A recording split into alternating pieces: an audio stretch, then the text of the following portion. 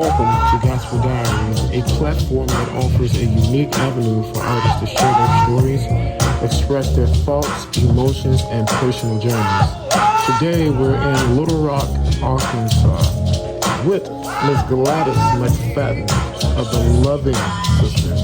Gave his only begotten Son.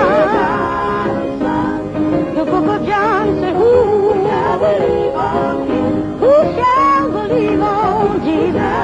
I know they will have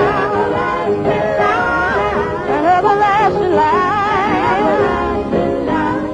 My Bible said he believed on Jesus. Oh, he believed on Jesus.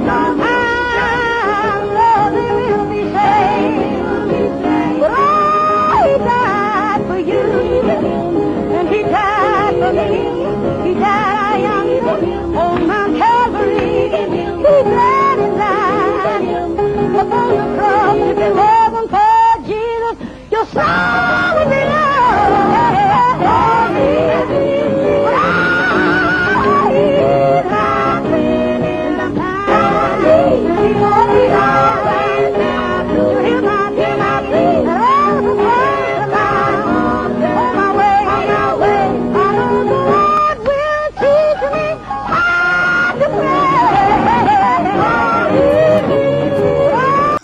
What's going on, Gospel Diaries, y'all? Listen, I'm in Little Rock, Arkansas. It is a delight, a total delight. I'm in a city that birthed 5 lovely women that has gave to the world so much classic music. And I'm talking about none other than Miss Gladys McFadden and the Loving Sisters. So we're gonna do 3 parts. This is gonna be our first part. So we're gonna get our preliminaries out of the way. And she is 91 years old. We're so honored to be in Little Rock. Miss Gladys McFadden, how are you doing? I'm just doing great. Great. I'm blessed. You still fighting the good fight of faith? God, man. That's what I hold on to. You ain't tired yet, are you? No. Mm-hmm. So I've been running a long time, but I ain't tired yet. Your living is not in vain. Yes, that's right. Listen, so what's been going on with Miss Gladys? Well, nothing to it. You know, I've had some ups and downs, but the Lord kept me up. Mm-hmm. So I just stood on His word and used the divine transformation. I love that. So that's where I am now. You know, I stand on His word for whatever it is wrong with me. I don't accept anything that His word don't say. If the doctor say I'm sick, He said I'm well through the stripes of Jesus. Come on. And that's what I stand on. Okay. So Miss Gladys, we're in the South. We're in Little Rock. Yeah. What do the South mean to you? What do the Southern sound mean to you? Well, really, I don't in particular like the Southern sound. You know, it's the Southern sound. You know, it's just what it is. Southern sound. When you were raised, so what area of Little Rock were you raised in? I was raised in North Little Rock. I moved to Little Rock my family moved to Little Rock when I was 10. Okay. In 1944.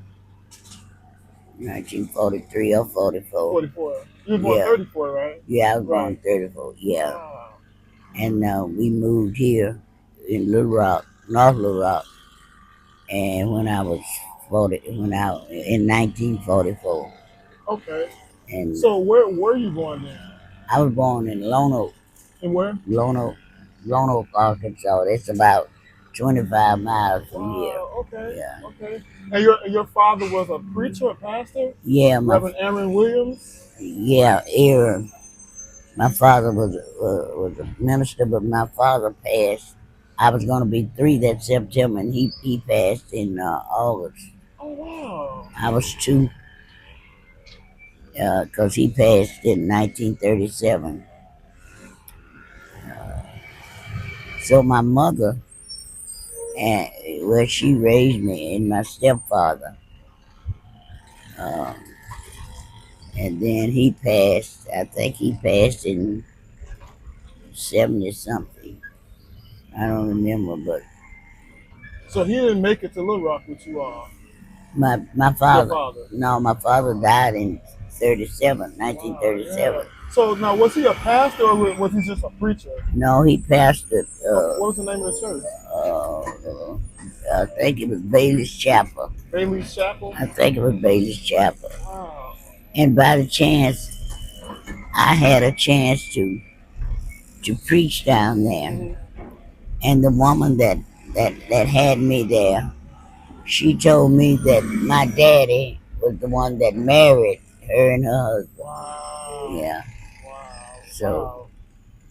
So I yeah, must ask you this: what was the energy like on Sundays as a child growing up? boy.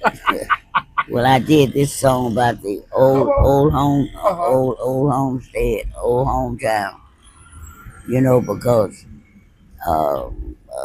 on Sunday morning we would go to the house of prayer, and I said, where the farmers and the town Mhm. folks would all gather there.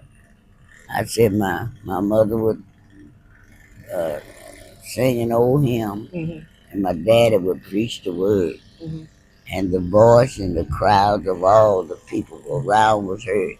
You know, it was just enjoyable. You know, it reminds me of what's it? Precious memories. Yeah, Oh, how they linger. yeah, And they flood my soul with yeah. so much joy. You know, it's important for us to create precious and good memories because they stay with us throughout the duration of our life. That's true. That's Yeah, true. And those old memories, you can remember things back then more than you can that's something happened right. yesterday. That's right. So we Yeah. must talk about this. So before the Loving Sisters, there was the Williams sisters. Let's talk about the Williams sisters. Oh well, Left love. the Williams sisters. Well, we started out because I can't hardly go back beyond where cause we started out as the Loving Mhm. Sister when I was 5, Okay. and so really before 5, you know, my sister, my oldest sister, the one that passed, Leona. yeah, Okay. she was like a mama to me, cause my mama would want to put my hair in a lot of little braids. Mhm. And she would always put me just 3 braids and a ribbon on there. And I would want her to do my hair instead of my mom. Wow. I didn't like the way my mama did it, Wow. So let's take a moment because let's pause with the Williams singers. Let's talk about the death of Leona. Like, how did that impact the household? Well, it was very detrimental, because it was a time before we could regroup. Because during the time of her death, I had married my first husband, and I was living in Jackson. Okay. And my other sister, Tony's mama, she had written me a letter and said, "Well, if you can come home." So I didn't hesitate. So I came home, and we went out to the sanatorium where they had her because she had been telling me. She said, "Girl, I don't feel good," and I would always try to encourage her. I said, "Oh, girl, you're just pregnant. I said, "You just having a baby like everybody." She said, "Yeah, I done had 4 babies." She said, "But none of them feel like this." Wow. She kept saying that, but she was going to the doctor, but he didn't find nothing wrong. Hmm. And then when he did find what was wrong, she had tuberculosis. Mm. And they put her in this sanatorium out at Alexander. And so when I came home, my sister, we went out to the sanatorium, and they told us that uh, if we got the baby, because my sister was pregnant Hmm. and she had the baby there, and so they told us that if we get the baby out within uh, 24 hours, it wouldn't be any danger of her, accumulating the disease.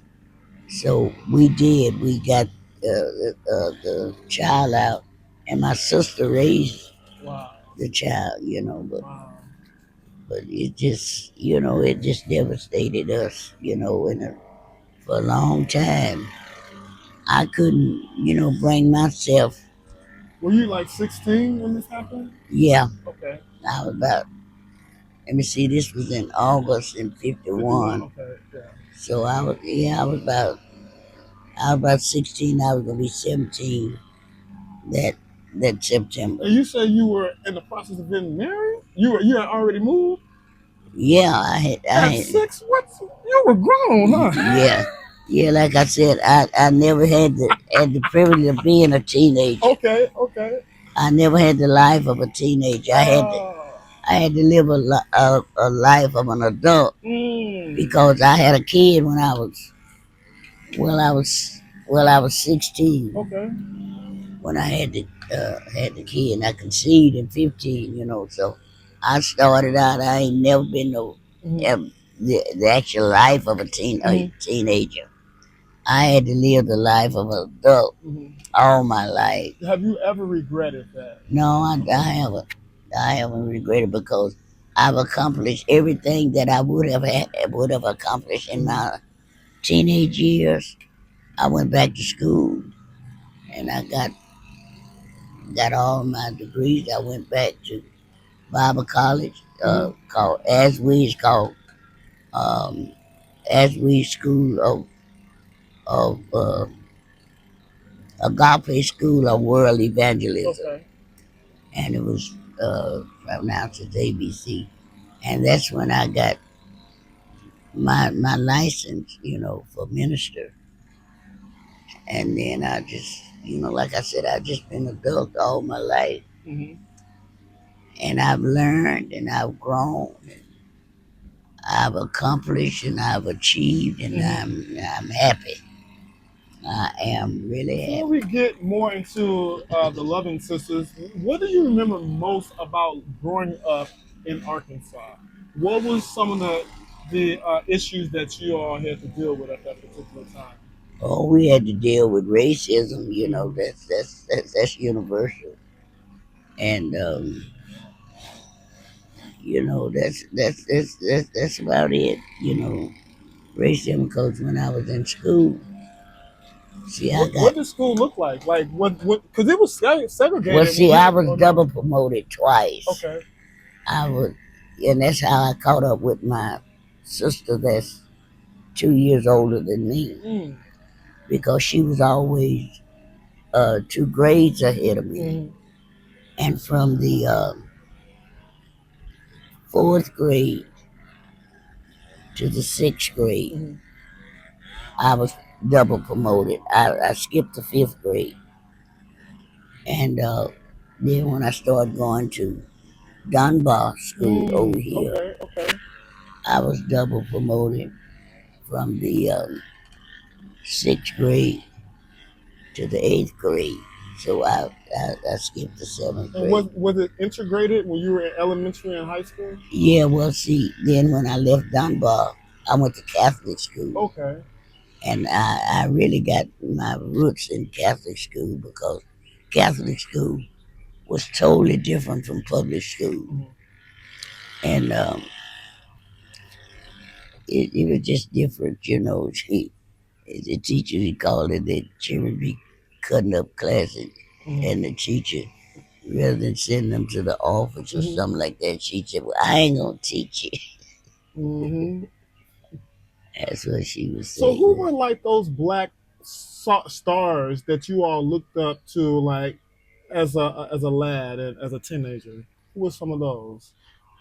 Well, I didn't really look up to them, but Okay. these are the ones that I was motivated by. Was the Soul Stirrers, Really? the Okay. Blind Boys. Okay. Okay. And you all got a chance to sing on the same program with the Blind Boys, Swine Silvertone, the Dixie Hummingbird, Oh all of yeah, them. Yeah. yeah. Okay, okay. So look, Gospel Diaries, we're gonna take a quick little intermission. We'll be right back. Tell the people we'll be back, Sister Gladys. Well, we'll be back. We'll see you in a minute. I love it. What's up, everybody? This is Eric Maurice Clark. I'm here in Little Rock, Arkansas, and I want to take this moment here to thank you for watching this episode with Miss Gladys McFadden of the Loving Sisters. Listen, your support helps us keep these stories right here on this channel. And if you would like to be a blessing to Gospel Diaries, our cash app is Maurice is Alive. That's MauriceAlive.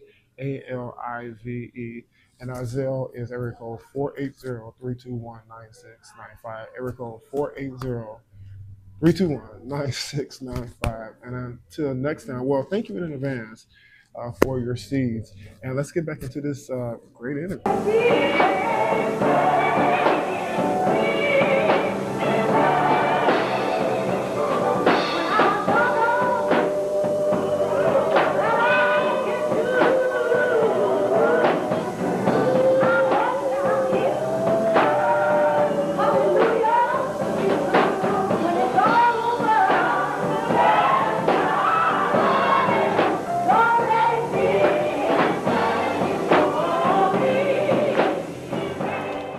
Welcome back to Gospel Diaries. Y'all, look at this furniture. It's plastic on this furniture. They don't do that no more. Y'all, look, I remember when I used to be at home, my mama, I used to go in the living room. Well, my grandparents, they'd be plastic on the front. I said, why is the plastic on the front? You can't even sit on the, why is the plastic on the furniture?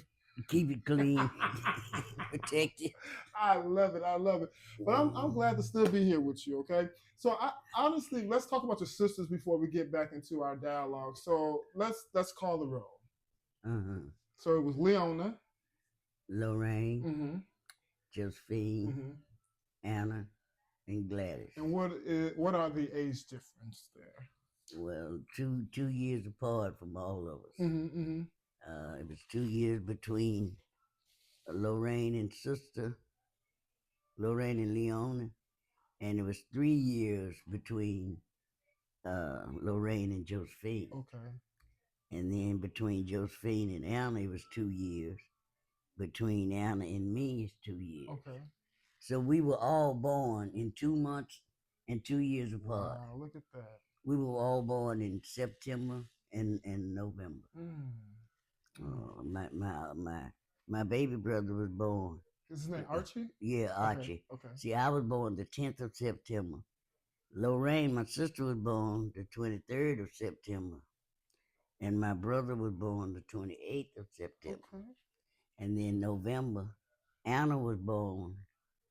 And her sister was born the 1st of November. Leona was born the 1st of November. Anna was the 3rd. Josephine was the 25th. And my oldest brother was the 28th. And all of us was 2 years apart. Except Josephine and Lorraine. Wow. It was 3 years. I guess Mama got a break. Now, when you look back in retrospect on your life as a child, like what can you say today with a more seasoned mentality? Well, I always said when I was a child, I would always play that mama. And you're the youngest. Yeah, and I was the youngest. But honey, we would be in the bed, and we had these mattresses of straw. I would have the straw, and I would give it to them, and I said, "Baby, you want some skin?" Boy. But I always said when I was a kid, I said, when I grow up, and I know I wasn't no more about 4 or 5, because I moved to Little Rock when I was 6. I said, when I grow up, I'm gonna have me a house, and I'm gonna have me a place for everything. And I'm like that today, you know, cluttered of something out of place. It just gets on my nerve. If it's something supposed to be in the dining room, I expect it to be in the dining room. And if it's something supposed to be in the bedroom, I expect just it to be there. And so I said it's a psychological hang up, because it's just what was embedded in me from my childhood. Because that's what I always think, because, you know, like I always say, Eric, you know, when you're growing up, you can say, well, there was a childhood, she was like that. But, you know, it determines what your mindset be. Watch it. You know, where you can choose to develop to stay in that place. Come on. Or if you want to move beyond it, you got to get your mindset. Yeah. What the Bible say? The So renewing of your mind. Yes, sir. God. And you know, people, they always they talk about, well, they got this naming and class. I said, I named it, and I claimed it, and I got it. Come on, somebody. I just, it's just the way people, Yes. their mindsets, Mhm. that's what brought me from Yes. traditional, uh, traditional ism. I say that, Mhm. I believe in traditions to some extent, but Mhm. then I believe it's just like the Old Testament and New Testament. Mhm. The Old Testament was right for that time, Mhm. but it ain't right for this time. Mhm. Mhm. So, it's just when you grow. See, a lot of people, they get older, but they don't grow. Watch it. Watch it. Watch They it. just get old. Okay. Okay. And see, when you grow and you be materializing as you grow, well, a lot of people, they don't want to grow. They just want to stay where they are. Mhm. I can't stay there. Wow. I can't. I believe in a progress. I think Yes. life is progressive. Mhm. Each day, give you, a lot of people be praying, Lord, you do this. I said, well, you waiting on God, God waiting on you. I said, He's really done everything He's gonna do. Mhm. Yes, He sent Jesus to die to redeem us from our sins. And what else can He do? He done left His word Mhm. for us to follow. But see, a lot of us, we don't want to read. We don't read. Oh no, I don't Watch like it. that. Listen, Sister Gladys, let me ask you this question. Were you a bibliophile? Did you love books as a child? Yes, Because yes, you I are did. a poet at baby. I can sit here and glean from the words that come from your mouth. Yeah, Where did this love for books come from? I don't know, but Mhm. when I was growing up, Mhm. and my mama, she would always be on us about the lights be on, Mhm. and I would have my book, and I have me a flashlight under the cover. I always like to learn, Yes. and I was the type of person. I didn't like to take people's word for nothing. I Mhm. like to find out for Yes. myself. Yes. I've always been like that. Mhm. So I would be studying and reading, and my sister, that's I'm next to, Mhm. she'd always say, "Mom, gonna get you back." I said, "She don't know it." Okay. So the Loving Sisters, you said okay. So I know you were saying, oh, you know what? Let me put a footnote. I'm enjoying. You were singing with the Williams sisters at the age of 3, 5, but you had a notion to name the group the Loving Sisters. Yeah. Why? Well, see, it was my two sisters, Mhm. this younger, which was me and Anna, Mhm. and Lorraine and Josephine. Mhm. They joined another group of two sisters. They was the Queens of Harmony. Wow. And me and my sister had a group of family girls. They was the Starks. They were two sisters. Mhm. And I said, well, we name ourselves the Loving Sisters. Mm. And they were supposed to be the Queens of Harmony. And then when we grew up, we were outdoing them. My younger group was outdoing their group, and they wanted to come in our group. So Mama said, no. So y'all didn't want me in there. You said it was too young. So now they done got up and made a name for themselves. You won't be a part of it. She said, no, ain't gonna happen. Mm. But then I kept thinking about it, and I told Mama. I said, well, Aw. Mama, you ought to let them go on and be a part of it. So that's when they came apart. We was named at that time the Five Loving Sisters because my oldest sister was still living. And then when she died in 51, we just started saying the Loving Sisters. So we didn't start singing professionally until 63. Okay. But during the early career of our singing, we were singing in different glee clubs, and Really? yeah, and around school Yes. activities and things like that. And the different churches we'd go to, and people would just applaud because we were so young. Mhm. But that's the way we started out. Mhm. And we started in 1963 when we cut our first record. Okay. We were on locally we was on a radio program, KOKY, and the Pilgrim Jubilees We from was just at that Chicago. radio station today. Go ahead. The Pilgrim Yeah, Jubilees behind it. Pilgrim Jubilees came through here, and their manager said he heard our group. He said, "Boy, y'all good." He said, "I'm gonna suggest to my record company." Don. Yeah, and he got us on Peacock. Okay. And so we went to Chicago. Well, first we went to Detroit and sung at Franklin's church. Oh, at not Bethel. Bethel. Bethel C.L. Franklin's church. And then we went on to Chicago and cut the record. What? And what's amazing is in 1964, you all did a date with C.L. Franklin, and it was Sammy Bryan, Maceo Woods, and a few others. So it was the like Clouds of Joy. Yes, you all did a lot with the Clouds of Joy. Yeah, see, we did our first tour when our record came out. Right, I was in '65. Yeah. Exactly, right. And we did our first tour with C.L. Franklin. Yes. So prior to that, because Maceo Woods played on those first sessions. So how did that happen? Well, see, when we went to Chicago to record, it was my son and the boy that was playing for us here. His name was Sonny Kelly.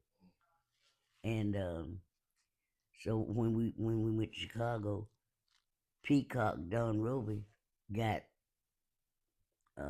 Maceo. Okay. Well, yeah, Maceo, and what's that bass player name played for?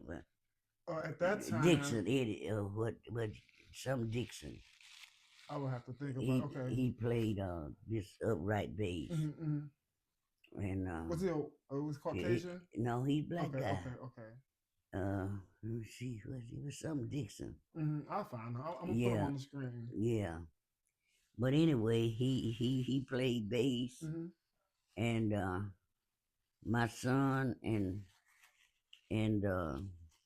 the boy that was playing for us, Sonny Kelly, played the instrument on one of the songs. Who Could Ask for More? My piano player would just play the basic,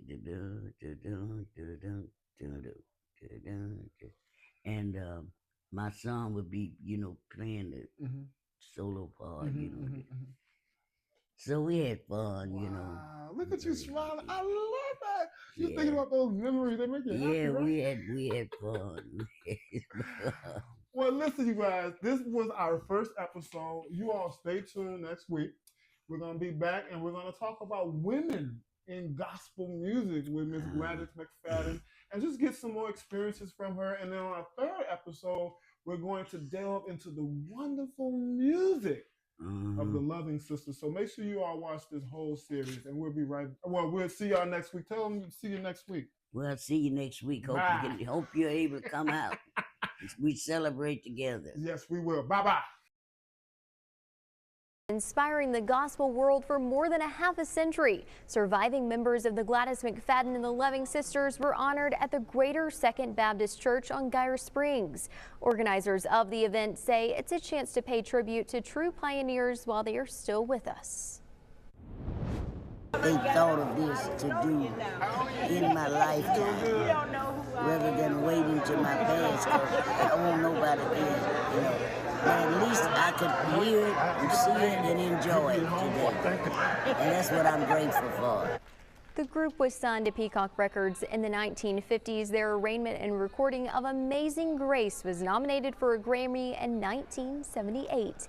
Gladys McFadden and the Loving Sisters entered the Arkansas Black Hall of Fame in 2003.